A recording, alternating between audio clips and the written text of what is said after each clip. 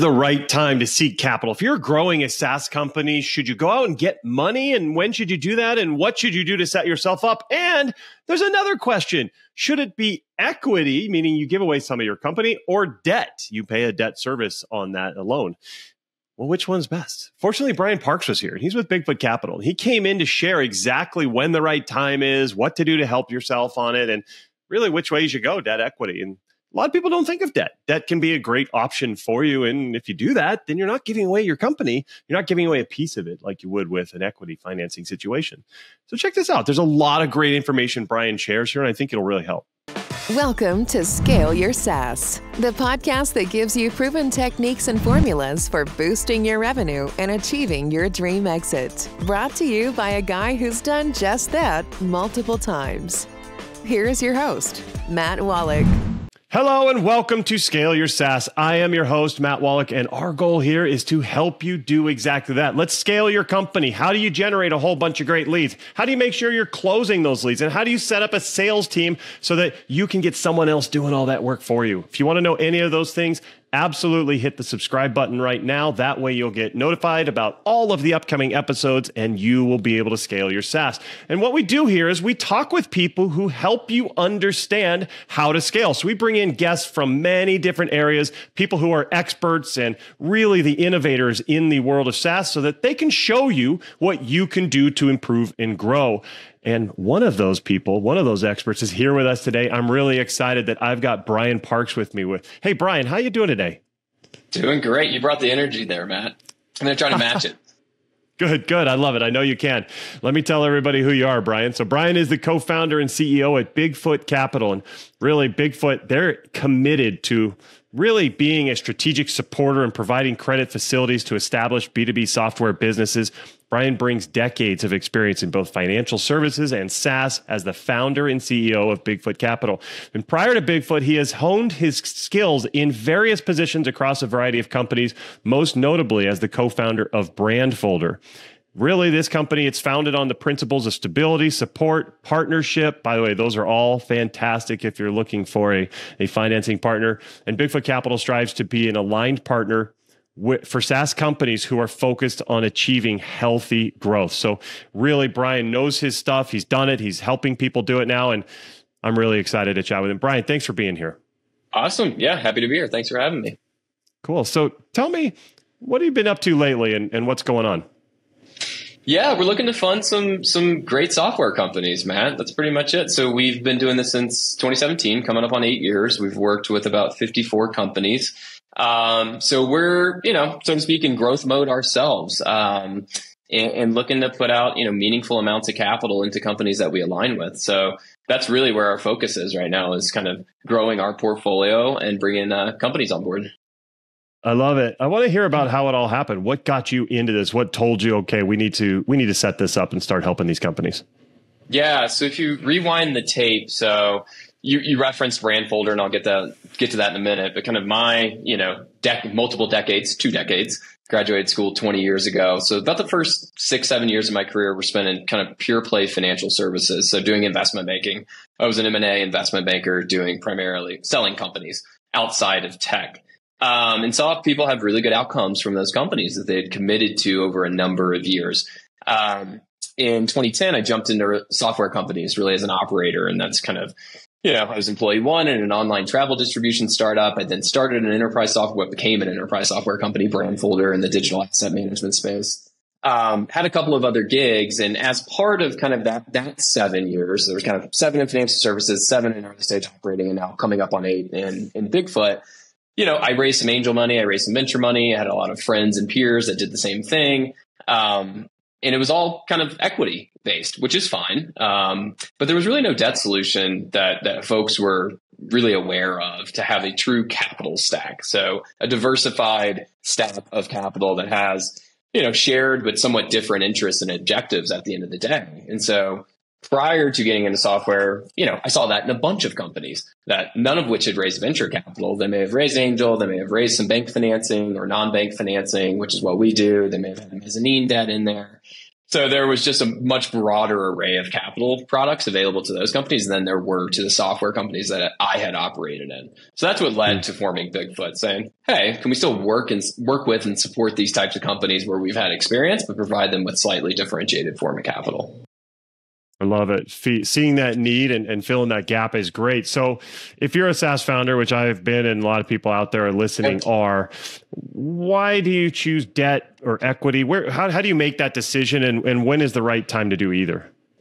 Yeah, I just did maybe I can follow up in some capacity with kind of a webinar I just did with an outsourced CFO group where we talked about exactly that, debt versus equity. And versus is a little bit of a misnomer. It could be debt and equity, and oftentimes should be debt and equity. But it's really, what are you trying to do? How are you kind of fashioning this company? How you capitalize it is it's a tool that enables you to hopefully do some things that help you ultimately grow this company. And, if you're taking a huge swing for a huge market and you think you're trying to be a massive company, that's what venture capital is meant to be all about. Historically speaking, and maybe it's gotten away from that in certain regards, and maybe there's way too many venture funded businesses that shouldn't be. We can get into that if we want to, but that's what that's meant to do. And so, or there's more moderated ways to go about growth, which could include debt, could include, raising other forms of equity, angel, what have you, that aren't necessarily putting you on that path of massive growth and massive outcomes. And so that's what we're trying to do, is understand where a company is, what it's done historically on the capital side, which is meaningful, and then what it's thinking it's trying to do in its near to midterm, next 2 to 5 years growth and investment plan, and how we may be able to slot into that. So I would say the job of a founder and operators and execs are to try to understand what their options are, which is easier said than done. And so part of our job, in turn, is to try to educate the market on what those options are. Yeah, I think that's great, because this is stuff that a lot of we founders, we are totally clueless on. And it's really difficult to try and understand and piece it all together, because everybody says, hey, we can help, we can help, we can help. And it's really hard to kind of discern where that help should come and in what shape and what form. Yeah. And so I think that matters. Right. And when? Yeah. So when is the right time? If you're early stage, when should you take something like this on? Yeah, exactly. I would say not too early. So for us, we're very, I'd say, revenue focused in our lending. So there's kind of pure play venture debt, which has been around since probably the 80s. It's maybe morphed over time. There's banks that do it. There's, credit funds that do it in a non-bank format. So that moniker of venture debt gets thrown onto almost all kinds of lending that are done to tech companies, but it's a bit of a misnomer. Venture debt is really for venture-backed companies that have raised a fresh round that can tack on a bit of debt to effectively extend runway. So an example, you may have raised a $10 million Series A. Venture debt provider may provide you roughly a third of that, $3 million. And you say, okay, great. The 10 million is meant to last me 18 months. Here's another 3 that's going to give me another 6 months to give you some buffer in terms of runway. But it's really only available if you've recently raised that true venture round, which is important to know. Folks like us say, okay, we care about how you're capitalized from an equity standpoint. It's not the end all be all, but it's a meaningful thing, and we may as well understand. But we're really lending against the fundamentals of the business. And we don't want to do that too early, because debt has to be repaid. So for us, kind of the earliest we would go is $2 million in revenue. So we say 2 to 15 million. If you look at our portfolio right now, it probably centralizes around $5 to $7 million top line B2B software companies that we're lending $2 to $3 million in. And so we'll kind of play from a check size standpoint as low as 1 up to 7, lending something up to say 50% of their annual revenue. But if you don't have enough revenue that's going to generate some cash, and by the way, oftentimes you're still burning cash, it's just frankly way too risky to take on debt that has to be repaid. So, that's a consideration. I think, one more thing, caveat there is there are venture debt lenders that will lend money to companies that are pre-revenue or have very minimal revenue. Again, because they're looking at the fresh cash that has just come onto the balance sheet and saying, all right, they've got good sponsorship from their equity investors. They've got time from their money plus our money to start getting into revenue or start hitting the milestones that are then going to lead to them raising that next round of financing. We try not to look at it that way because really we don't want to back anyone into a corner. We want them to have optionality in terms of their future outcomes. So we're not saying, here's some money, you better raise that next equity round in 12 to 18 months or this doesn't work for us. Yeah, that makes a lot of sense. I would agree with that. Let me ask you, so when you're talking with somebody who says, "Hey, we're looking for some help. Can you help us out, Brian?" Yeah. What are you looking for? What tells you that this is a company that you're happy backing? Yeah, it's alignment at the end of the day. So I'll kind of get into it. I mean, for us, I truly think it's kind of 30% science, 70% art. The science is pretty straightforward. It's the fundamentals of the company. So I mentioned, if you're below $2 million in revenue, we're probably not a fit for you. We're just not going to pursue that. If you're at $5 million in revenue, you're a B2B software company. We don't do anything B2C. We don't do anything that doesn't have a core software component. It doesn't have to be pure play subscription SaaS. It could be, we've worked with B2B marketplaces. We've worked with volume, usage driven, transactionally oriented revenue. We've even worked with tech enabled services businesses. So different ways of monetizing software. But do you have a software product, however you monetize and sell it? Do you have some revenue scale that fits within our parameters? And then it's looking at, all right, how are you growing? What's the composition of your revenue? How many customers do you have? Are you selling enterprise? Are you selling SMB? Is there a mix? How are you going to market? We want to learn about the revenue to a pretty large degree, because ultimately, Matt, that's kind of our collateral, so to speak. There's no real estate. There's no equipment. There's nothing like, what are we really lending against? We're lending against the quality of that revenue and how it's going to perform and how it's hopefully going to grow. And then we're also going to look at, kind of the operating efficiency of the business. So somewhat traditional standardized SaaS metrics, LTV. We don't really put too much into LTV, honestly. CAC, how's the sales machine going? If you put in $1, what's going to spit out, right? It's like an LTV to CAC. Yeah, kind of. But again, we don't LTV we're a little bit skeptical of, and I think a lot of investors are, because oftentimes there's not enough data. Yeah, and sometimes there's just not enough data to know. And someone makes an assumption, oh, here's my churn rate. I'm going to divide this by that and keep customers for 50 months. It's like, do you really? Have you been in market for 50 months? How could you possibly know that? What about we are CAC going to look payback? At churn. We are going to look at retention. We are going to look at CAC payback. Yeah, absolutely. Okay. To the extent there's multiple go-to-market channels, we're going to try to understand each of those. Oftentimes, companies we're working with may not have multiple, and they may be taking our capital to launch another channel, right? Sure. Whatever that may be. It could be, hiring AEs and SDRs. It could be trying to get channel driven sales. We don't really tend to fund many models that require high kind of digital spend. It's just not something we know that well. And it's not a customer acquisition method that we're all that comfortable with. It can be very expensive.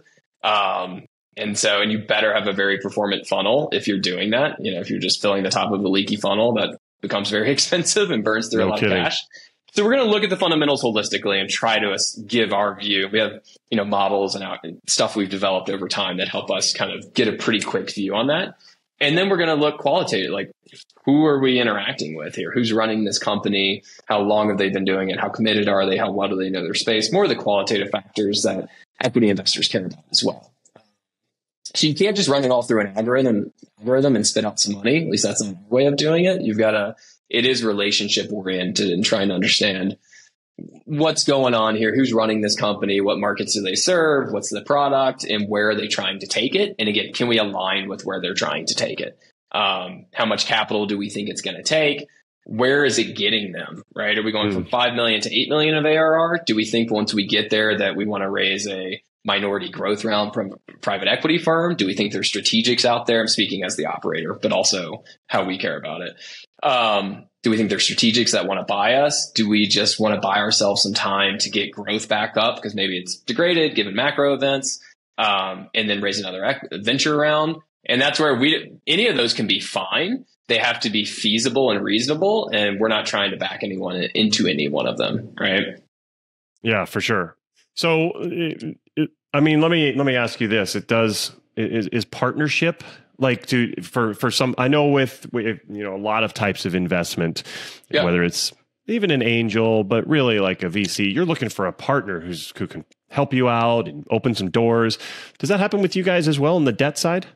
It does. It varies. So what we say is we're in your boat. We're not on your cap table. So we're not an equity investor. We're not taking any of the equity in the company, but we want to be rowing along is what we say. And so I think it's an important distinction to understand that, if you're an equity investor with a portfolio, or if you're a lender like Bigfoot with a portfolio, you may have 20 companies if you're a VC. I've never been a VC. We know a bunch of VCs. They're great. But ultimately, it's a power law game. So follow on capital it's a top decile game. So 2 out of 20 may really work and you can drive the returns for that fund and make the GPs a lot of money. What about the other 18? Are they going to get as much attention? Are they going to get as much follow-on capital? They may or may not. For us, everyone has to work. Like, we almost can't lose money, like, as a lender. So we have to care about all of the companies in our portfolio and stay on top of them. Now, the degree of support that they want from us varies. If you're a bootstrapped company that doesn't have a formal board or doesn't have, a lot of VC support or what have you, you may need more support from us than someone who's got, hey, you've got talked to the company yesterday. They got 6 VCs in the mix. Many of them have been in there for a number of years. It's like, all right, you're probably pretty good on that support front. Just very different situations. And so for us, we generally say, hey, we're here to help out. Typically, we're the most helpful kind of in the fin ops seat within a company. So helping with capital formation subsequent to us. We know a bunch of VCs, PEs, bank and non-bank lenders. We can activate our network. We can help with that planning. We can help with the projections. We don't help with hiring. We can opine on product. We can kind of opine on sales. But we kind of try to stay in our lane and not overpromise. That makes a lot of sense. Earlier you talked about one of the things you look at, or a few of the things you look at, are the go-to-market. What's the process? What's this? That's music to my ears, being a coach around getting people put process in place. But that is definitely something that a financing partner looks at, right? Is, do you have a real good way to generate leads consistently? And is that going to continue? And do you know that you're going to close them? Do you have that sales machine in place so that that leads that come in are going to actually turn into customers? That's a big deal, right? Like, obviously I'm really promoting myself here because that's what I do, is help people with that. But that is important. Like, investors and partners look for that when they're making a decision on it, right? 100%. Yeah. I mean, we love it when folks such as yourselves are in the mix, right? I mean, it's a very hard thing to do, to drive growth, right? As you're well aware. And it takes a lot of experimentation. It takes, burning some cash that doesn't deliver ROI. I mean, you're searching, right? And so oftentimes, when we come into companies, they have some semblance of product market fit. But they may be searching, they may be looking for to expand that, right? Or what has worked at some scale may continue to work up to at this scale, but will it work up to that scale? And if it stops working, you got to figure out other things that work. So, yeah, absolutely. And we're going to look to both historical data, and we want to see a plan that's going to rely upon that historical data to model something that's reasonable, right? So it gets pretty granular, and our view on it gets pretty granular. I can imagine, for sure. So what are some of the mistakes that companies are making? If you're an early stage founder and you're like, oh, I need to get money, what are the things that they're probably doing that we shouldn't be doing? Yeah, I've written about this as well. I mean, because I have to raise money as well. I've been raising money for 15 years at this point for various endeavors.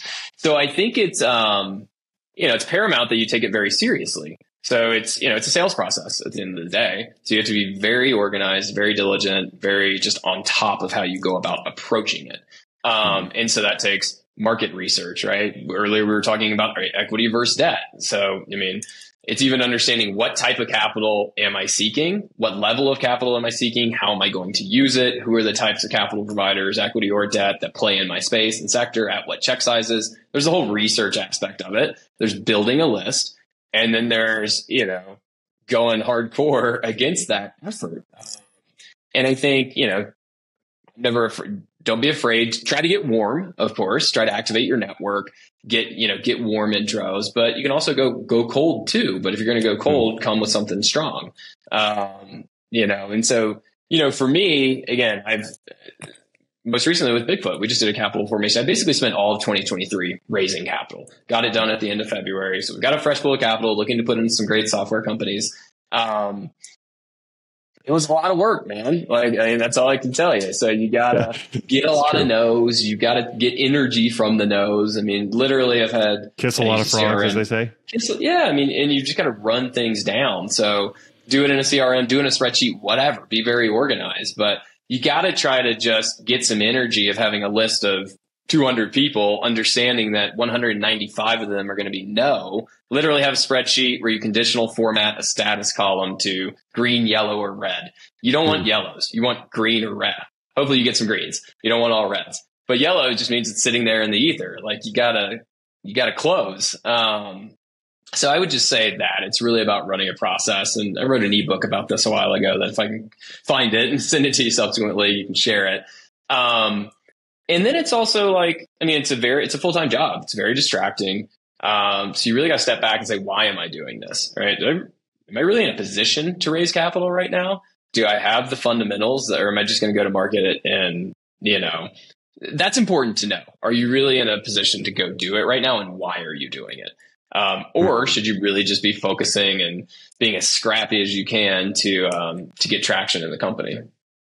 I think that's good, because sometimes people think like, oh, I think this is the next step. I just need to do this. But you're right. Yeah. Like absolutely knowing that this is the right thing right now is critical. And my guess is talking with someone like you would be impactful so that you can help them determine, yes, it's the right time, or no, you need to wait until this or that. Would that be right? Are you able to help people? Yeah, absolutely. I mean, we have conversations like that all the time, right? And again, I've been through it for a number of years, as have many people. So there's scar tissue, there's some learnings, there's failures, there's some success, there's all of it. And if you haven't been through it, it's just a lot, right? You don't know what you don't know. And so I think coming back to why you would raise capital is very important. And why now? It's like almost if you have a pitch deck and you're pitching an investor, there's always a why now slide. Why now should I as an investor invest in your company? There's an inverse of that of why now am I even raising money? Is it because to remove constraints? Is it because there's massive opportunity? Am I feeling competitive pressure and I need to leapfrog someone who's maybe going to have more money than me? Okay, just having more money, are you really going to leapfrog them? Not necessarily. So show me how having capital enables you to do that, right? So it's really thinking through it. Again, I'll use the word granularly. Like you just really have to have thought through it all. Yeah, no doubt. Well, this is cool. Brian, I'm really grateful that you came on and shared all of this. How can our audience learn more about you and what you guys are doing at Bigfoot Capital? Yeah, we put out a newsletter on Substack, bigfootcapital.substack.com. So probably the next thing that'll come out on that is a capital provider survey. So we've got about 55 VCs, private equity, non-bank and bank lenders. This is our third annual. Gauging their sentiment on the market and their activity. So what have you done kind of the last 12 months? What do you think the next 12 months? It's pretty informative. So you can find that at our newsletter. Find me on LinkedIn, Brian Parks, CFA, and our website, bigfootcap.com. Okay, awesome. We'll put all that into the show notes. So if you're listening or watching, you can go grab that there. But Brian, this has been fantastic. Thanks for coming on the show. Yeah, thanks a lot, Matt. Appreciate it. Absolutely. Thank you out there for watching and listening as well. Once again, make sure you're subscribed to the show so you do not miss any other amazing people coming in and sharing their expertise and experience like Brian just did. Hit that subscribe button now, and then we will see you next time. Take care. Bye-bye. Thanks for listening to Scale Your SaaS. For more help on finding great leads and closing more deals, go to mattwolach.com.